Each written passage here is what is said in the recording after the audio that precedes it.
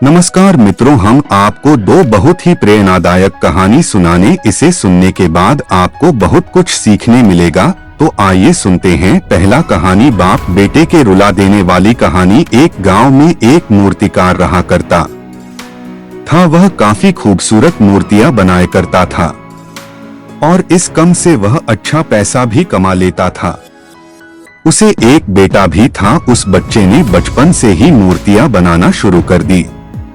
बेटा ने बहुत अच्छी मूर्तियां बनाया करता था, पर बाप अपने बेटे की कामयाबी पर खुश होता था, लेकिन हर बार बेटे की मूर्तियों में कोई न कोई कमी निकाल दिया करता था। वो कहता था, बहुत अच्छा किया है, लेकिन अगली बार इस कमी को दूर करने की कोशिश करना बेटा भी। कोई शिकायत नहीं करता था। वो बाप की सलाह को मानते हुए अपनी मूर्तियों को और बेहतर बनाने की कोशिश करता रहा। इस लगातार सुधार की वजह से बेटे की मूर्तियां बाप से भी अच्छी बनाने लगी और ऐसा भी समय आ गया कि लोग बेटे की मूर्तियों को बहुत पैसा देकर खरीदने लगे, जबकि बाप की मूर्तियां उसकी पहली वाली कीमत पर ही बिकती रही। बाप अब भी बेटे की मूर्तियों में कमियां निकाल ही देता था, लेकिन बेटे को भी अब यह अच्छा नहीं लगता था और वह बिना मन किए उन कमियों को स्वीकार करता था, लेकिन फिर भी अपनी मूर्तियों में सुधार कर ही देता था। एक समय ऐसा भी आया कि बेटे के सब्र ने जवाब दे दिया। बाप जब कमियां निकाल रहा था तो बेटा बोला, आप तो ऐसा कहते हैं जैसे कि आप बहुत बड़े मूर्तिकार हैं। अगर आपको इतनी ही समझ होती तो आपकी मूर्तियां कम कीमत में नहीं बिकती। मुझे नहीं लगता कि आपकी सलाह लेने की मुझे जरूरत है। मेरी मूर्तियां परफेक्ट हैं। बाप ने बेटे की यह बात सुनी तो उसने बेटे को सलाह देना और उनकी मूर्तियों में कमियां निकालना बंद कर दिया। कुछ महीने तो वह लड़का खुश रहा, लेकिन फिर उसने नोटिस किया कि लोग अब उसकी मूर्तियों की तारीफ नहीं करते जितनी पहले किया करते थे, और उसकी मूर्तियों के दाम बढ़ना भी बंद हो गए। शुरू में तो बेटे को कुछ समझ नहीं आया, लेकिन फिर वह अपने बाप के पास गया और उसे समस्या के बारे में बताया। बाप ने बेटे की बात बहुत शांति से सुना, जैसे कि उसे पहले से पता था कि एक दिन ऐसा भी आएगा। बेटे ने भी इस बात को नोटिस किया और उसने पूछा, क्या आप जानते थे कि ऐसा होने वाला है? बाप ने कहा, हाँ, क्योंकि आज से कई साल पहले मैं भी इस हालत से टकराया था। बेटे ने सवाल किया, तो आपने मुझे समझाया क्यों नहीं? बाप ने जवाब दिया, क्योंकि तुम समझना नहीं चाहते थे। मैं मानता हूँ कि तुम्हारी जितनी मूर्तियां मैं नहीं बनाता, ये भी हो सकता है कि मूर्तियों के बारे में मेरी सलाह गलत हो, और ऐसा भी नहीं है कि मेरी सलाह की वजह से भी तुम्हारी मूर्ति बेहतर बनी हो। लेकिन जब मैं तुम्हारी मूर्तियों में कमियां देखता था, तब तुम अपनी बनाई मूर्तियों से सैटिस्फाई नहीं होते थे। तुम खुद को बेहतर करने की कोशिश करते थे और वही बेहतर होने की कोशिश तुम्हारी कामयाबी का कारण था।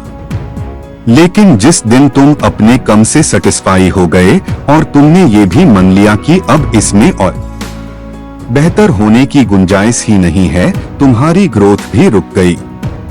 लोग हमेशा तुमसे बेहतर होने की उम्मीद करते, और यही कारण है कि अब तुम्हारी मूर्तियों के लिए अब तुम्हारी तारीफ नहीं होती, नहीं उनके लिए ज्यादा पैसे मिलते हैं।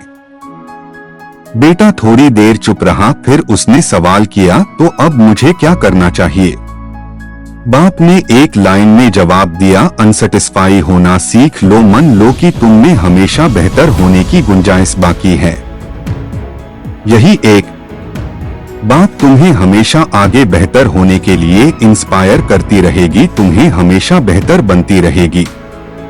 मूर्ति और पत्थर की कहानी। थोड़ा आगे जाने के बाद उसे एक और बड़ा सा पत्थर दिखा। उसने फिर से उस पत्थर को मूर्ति बनाने को सोचा और अपना सामान निकालकर उस पत्थर पर वार करने लगा। उस पत्थर को भी दर्द हो रहा था, लेकिन वह पत्थर चुप रहा और दर्द को सहता रहा। थोड़ी देर बाद उस मूर्ति बनाने वाले ने उस पत्थर से खूबसूरत मूर्ति बना दी। मूर्ति बनाने के बाद वह उसे छोड़कर आगे चला गया। वह एक गांव में पहुंचा तो उसे पता चला कि उस गांव में एक नया मंदिर बना है जहां पर भगवान की मूर्ति की जरूरत है। तो उस मूर्ति बनाने वाले ने उस गांव के लोगों से कहा कि मैं अभी अभी जंगल में एक भगवान की खूबसूरत मूर्ति बनाई है, तुम कुछ लोग मिलकर जंगल में जाओ और उस मूर्ति को इस मंदिर में स्थापित कर दो। उस गांव के लोगों ने जंगल में जाकर मूर्ति ले आई और उसे मंदिर में स्थापित कर दिया। मूर्ति रखने के बाद गांव के एक आदमी ने कहा कि मूर्ति का इंतजाम तो हो गया, लेकिन अब नारियल फोड़ने के लिए एक बड़े पत्थर की जरूरत है।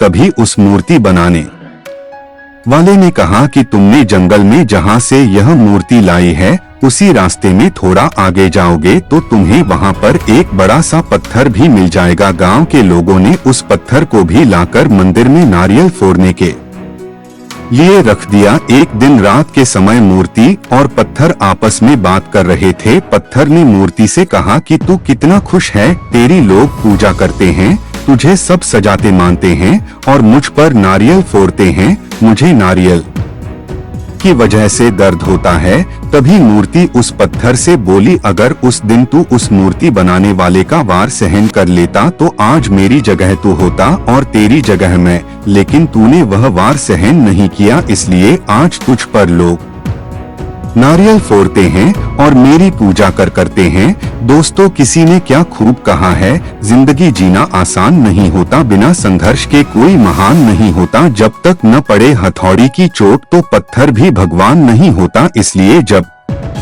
आपको लगे कि आपकी जिंदगी में बहुत ज्यादा दर्द है, तकलीफ है, परेशानी है, तो समझ जाइए कि इन्हीं दर्द और तकलीफ से आप में बदलाव होगा और इसके बाद आपके लिए एक बड़ा सा मीठा वाला फल इंतजार कर रहा है।